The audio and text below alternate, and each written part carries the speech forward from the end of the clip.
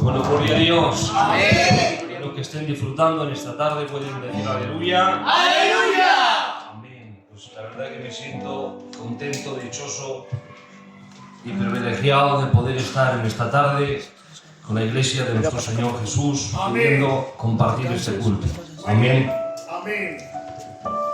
Les saludo a todos en el nombre de Jesús. Amén. Dios te bendiga. Amén.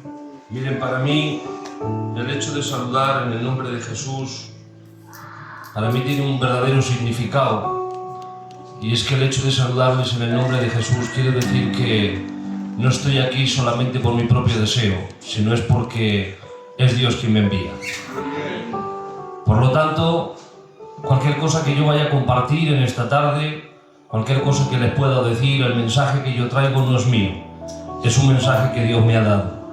Por lo tanto, tu amén, tu aleluya, tu gloria a Dios no me lo estás dando a mí, sino estás honrando a aquel quien ha depositado en esta vasija inútil el mensaje para que tu vida sea llena. Amén.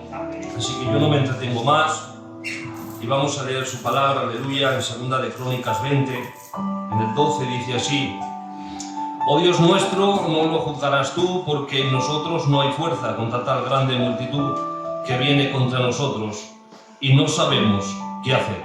¿Cuántos pueden decir aleluya? ¡Aleluya! Miren, esta tarde me gustaría hablarles acerca del rey Josafat. El rey Josafat fue uno de los reyes más fieles en Judá, aleluya. Un rey que supo confiar en el Señor, amén. Un rey que supo agradar a Dios, que no sirvió a dioses extraños, aleluya, sino que fue un rey que le fue fiel al Señor. Amén. Pero como muchos de nosotros sabemos, aleluya, a veces la vida nos va bien, pero de repente hay cosas que nos sobrevienen, hay cosas que nos sorprenden, y hay conflictos inesperados, aleluya, que vienen a nuestra vida, y en los cuales no sabemos qué hacer ni sabemos cómo actuar, como le pasó a este rey llamado Josafat. Ahora resulta que contra el rey Josafat, hermanos, le viene una de estas situaciones, le viene un conflicto inesperado. Pues dice que se junta un montón de ejércitos, una gran multitud, aleluya, que viene contra su reino. Y él dice, no sabe cómo qué hacer, no sabía qué hacer, no sabía cómo actuar. Pues él lo único que veía, iglesia del Señor, era la destrucción de su pueblo y también de su persona. El nombre de Dios sea glorificado. Amén. Y miren, al igual que a Josafat en nuestra vida, también hay situaciones, también hay conflictos inesperados que nos sobrevienen, en los cuales no sabemos qué hacer, en los cuales no sabemos cómo actuar, no sabemos qué decir, iglesia del Señor. A veces no sabemos cómo enfrentar un problema económico, a veces no sabemos cómo enfrentar un problema familiar, a veces, iglesia del Señor, no sabemos cómo enfrentar un problema en medio de nuestro matrimonio, a veces no sabemos cómo enfrentar un conflicto con nuestros hijos muchas veces. Y nos vemos como Josafat, nos vemos impotentes, nos vemos débiles, no sabemos cómo actuar, qué decisión tengo que tomar, cuáles son las palabras que tengo que decir, y nos vemos como él. Llega el momento que solamente miramos al cielo y decimos, Señor, no sé qué hacer, no sé cómo actuar, no sé cómo defenderme ante esta situación. Y la pregunta es, ¿qué tenemos que hacer entonces cuando nos sentimos abrumados, que no encontramos salida, que nos vemos impotentes, que no sabemos cómo actuar? Amén. Es en esos momentos, iglesia del Señor, en el que Dios nos recuerda algo muy importante que a veces se nos olvida. Nos recuerda, iglesia, en esos momentos de temor, en esos momentos de preocupación, de impotencia. Dios nos recuerda, aleluya, nuestra posición. Nos recuerda de que somos hombres y que Él es Dios. Amén. Nos recuerda, iglesia del Señor, que solo con Él, con sus recursos, con lo que Él nos ofrece, solamente de esta manera podemos vencer y no con nuestras propias fuerzas. Así que ahora vamos a ver cómo entonces Josafat, en ese momento en el que no sabe qué hacer, cuáles fueron las actitudes que Josafat tiene que tomar para intentar salir victorioso en medio de este problema. Una de las primeras actitudes, dice el verso 25, y Josafat se puso en pie en medio de la asamblea en la casa de Jehová. Y esto, hermanos, me hacía pensar en algo. Y es que a Josafat, hermanos, no le importó reconocer su problema, reconocer su debilidad ante el conflicto inesperado, ante esta situación que le desborda. No le importó ponerse en pie en medio de la asamblea, en la casa de Jehová, y reconocer públicamente, tengo un problema y no sé cómo defenderme. Se juntó con los que tenía alrededor para intentar buscar una solución. Y saben, hay veces, iglesia, que cargamos demasiado con nuestros problemas, porque pensamos que el compartir mi problema, el compartir mi situación crítica, eso me hace de menos, eso me hace débil, eso me hace vulnerable. Y perdónenme la expresión, a veces es tanto el orgullo que tenemos por dentro que no somos capaces de compartir, de ir donde el pastor y decirle, tengo este problema, o ir donde mi hermana y compartir, tengo esta situación y no sé cómo defenderme. Y a veces nos vemos como Agar en medio del desierto, solamente caminamos y caminamos con el niño a rastras, y cómo hago, y cómo hago, y cómo hago, pero Agar, hasta que no dejó el niño a un tiro de piedra, los ojos no los pudo ver abiertos. Y hay veces que tienes que dejar el problema a un lado, compartirlo con tu hermana, compartirlo con tu hermano. Eso no te hace de menos, no te hace más vulnerable. ¿Sabes qué? Esto te honra. Porque estás demostrando que en medio de la iglesia hay compañerismo, hay unión, hay comunicación. A mí no me hace de menos. El hecho de ser obrero, de ser predicador, de haber pastoreado, me hace de menos el tener que ir a mí donde el Mario. Mario, tengo un problema. ¿Qué te pasa? Esto y esto. Y sabes que igual me dice el Mario, Jesús, no tengo la solución, no sé cómo ayudarte, pero vamos a orar juntos. Que me voy contigo, vamos a orar juntos. Vamos a hablar los dos con Dios, a ver si alguno nos dice algo para cómo defendernos. Hoy vengo a animarte con esto. ¿De qué sirve? Ejército de Jehová, guardan la posición, mantienen el título, pero ahí está el gigante, desafiando un día y otro día. Tienen el nombre, tienen el ejército. Si no dejan a David, el problema se mantiene. Y a veces hay que darles lugar a otro para que nos ayuden. No te mates tanto por guardar la posición. Dale lugar a los demás para que te ayuden a salir victorioso y que el problema no se mantenga desafiando. Aplauden a Dios, por favor.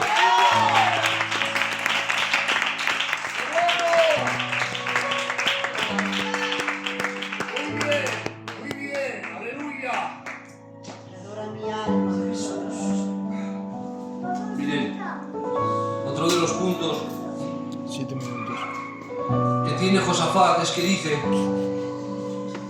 que ahora empieza a hablar con Dios, y fíjense lo que dice el verso 29, dice, empieza a mantener una conversación con el Señor, y lo primero que hace es recordarle a Dios las promesas que tenía con el pueblo.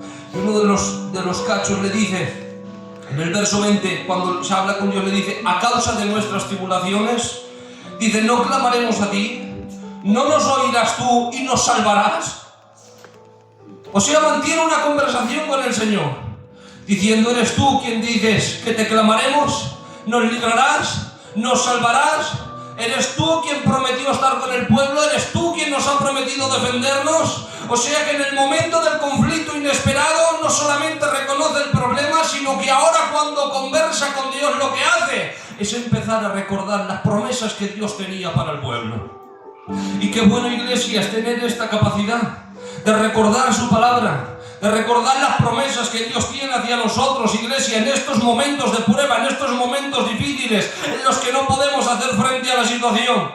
¿Y qué debemos recordar? Mateo 11:28, venid a mí los que estéis cansados y trabajados, yo os voy a hacer descansar. ¿Y quién lo está diciendo? ¿El pastor? ¿Lo estoy diciendo yo? No, iglesia, lo está diciendo nuestro Señor Jesucristo. Te está diciendo que si estás cansado, que si estás cargado, yo te voy a hacer descansar. Hay quien piensa que el verdadero descanso, aleluya, significa no tener problemas. El verdadero descanso es tener el bolsillo lleno. El verdadero descanso es no tener enfermedad. Y yo ahora te pregunto, ¿cómo es posible que haya gente que teniéndolo todo no concilie el sueño? ¿Cómo es posible que haya gente que pueda disfrutar de cualquier lujo en esta tierra, pero perdónenme, se acaba quitando la vida? Porque el único y verdadero descanso se encuentra en Jesucristo. No hay más. Pero es que hay más. ¿Que estás triste? Pues vámonos a Juan 14, no se turbe vuestro corazón. ¿Que tienes miedo? Salmo 91. Ustedes ya lo conocen. ¿Que estás preocupado? Pues vámonos a Mateo 6, no os afanéis. Nos dice la Biblia que estás deprimido, vámonos a Lamentaciones. tribulaciones. Te acercaste a mí el día en que yo te llamé. Que tienes dudas, pues vete a Hebreos 11. Que te sientes solo, vete a Deuteronomio. Dice Jehová, delante de ti voy. Eso es lo que nos dice la palabra. ¿Estás desanimado? Pues vámonos a Corintios, que nos dice: atribulados en todo, pero no angustiados, en apuros, pero no desesperados, perseguidos, pero no desamparados, derribados, pero no destruidos. Eso es lo que nos enseña la palabra. Muy bien. Por eso, Iglesia del Señor, es tan importante el acudir a la iglesia, el no perdernos un culto. Muy bien. ¿Y por qué es tan importante? Muy bien. Porque a veces este libro parece ser que muchas veces solo hacemos uso los que nos toca predicar. Vaya. Pero muchos de los oyentes lo tienen en casa y lo único que hace es acumular polvo.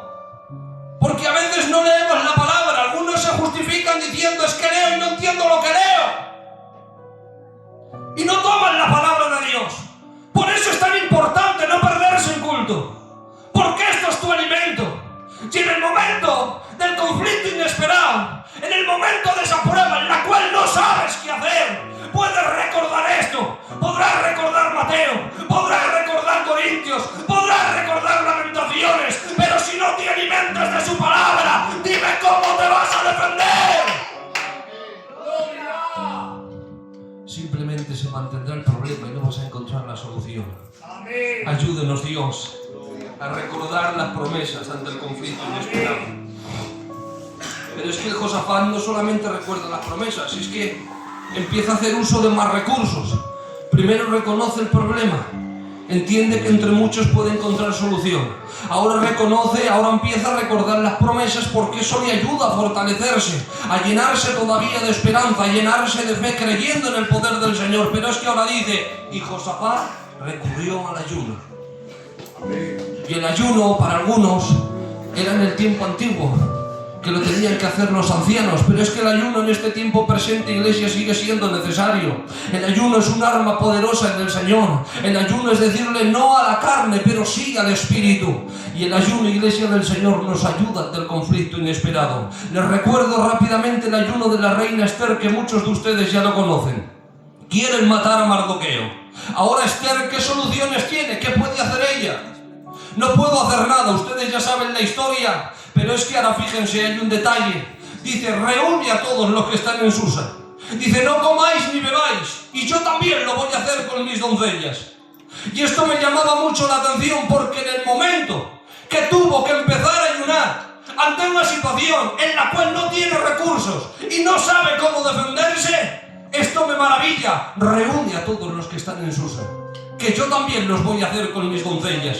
Y qué bueno es, iglesia del Señor, que tengamos a alguien con quien contar, que tengamos a alguien a quien decir: ayuna conmigo que me haces falta. Pero ya saben ustedes la historia. Ahora se cogen, empiezan a ayunar, y ya saben ustedes la historia. ¿Qué es lo que consiguió por el ayuno? Darle la victoria a Mardoqueo, y aquel que le quiere quitar la vida fue quien acabó muerto. Y esta es la realidad a través de un ayuno. No sabía cómo defenderse, no sé cómo actuar, no tengo recursos suficientes, pues entonces voy a ayunar, y gracias al ayuno pudo recibir la victoria. ¿Cuántos pueden decir aleluya? ¡Aleluya! 8:30. Y ahora dice que el rey Josafat recurrió a la oración. Y la oración, iglesia, es buscar en Dios una salida. Muy bien. Y es depender de Él para nuestra victoria. Y hay veces, iglesia, que hay problemas que solo se pueden hacer frente cuando tenemos oración y ayuno. Muy bien. Y yo creo que la oración tiene poder. Muy bien. La oración tiene mucho poder. Amén. Miren, les comparto algo. Fíjense cómo será la oración, que esto no hace mucho tiempo. Mi abuelo tiene casi 90 años, Mario. Un anciano, el tío Mica está mucho con él.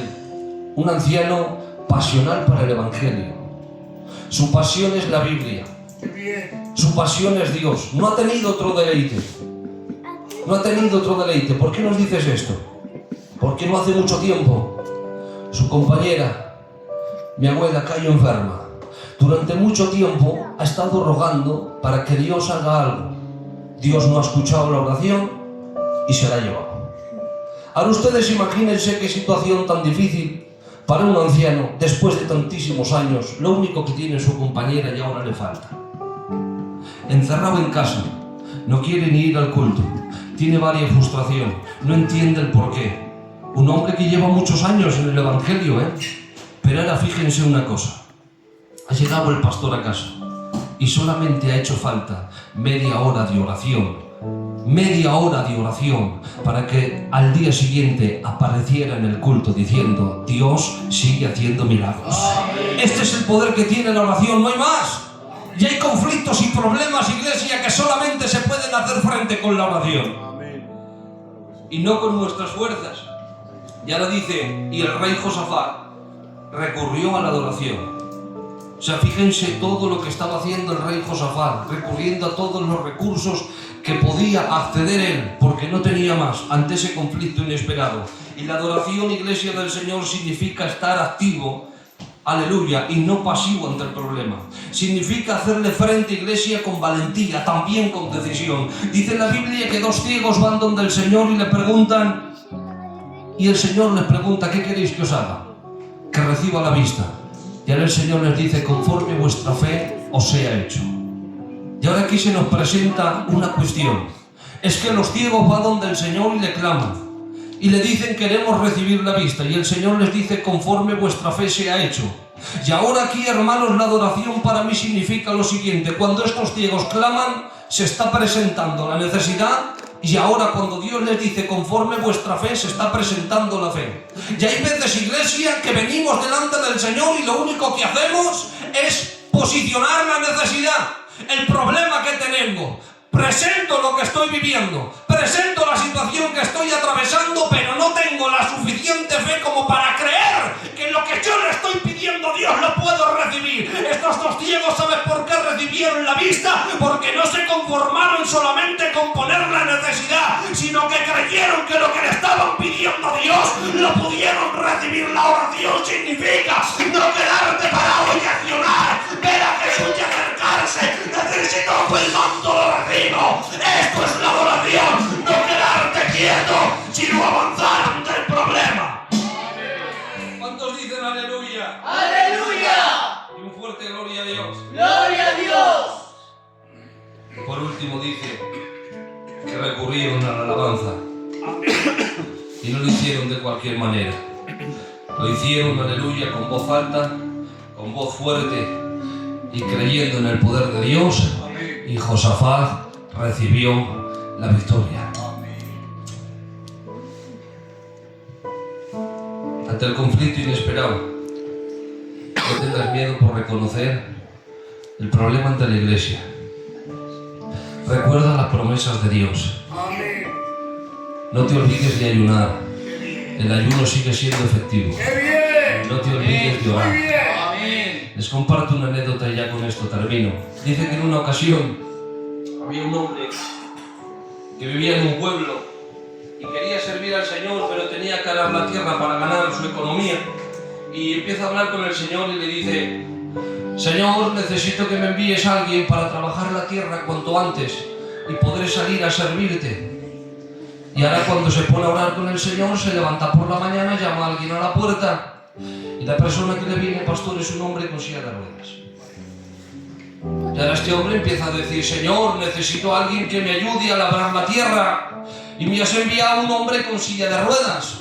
Necesito que me mandes a alguien que me ayude a labrar la tierra. Necesito a alguien que me ayude con este trabajo. Y ahora el que le manda es a un hombre con muletas. Dice: Señor, ¿y qué voy a hacer ahora? Necesito a alguien que me ayude a labrar la tierra. Y ahora el tercero que llega es un hombre encorvado.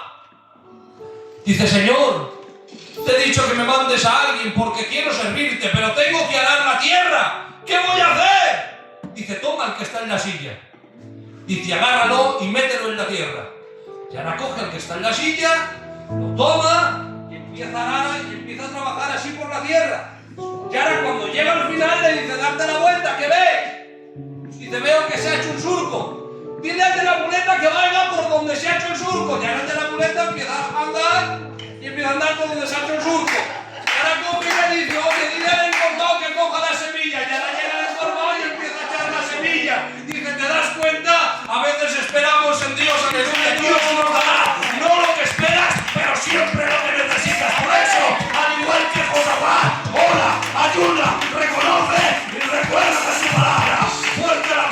y que Dios les bendiga.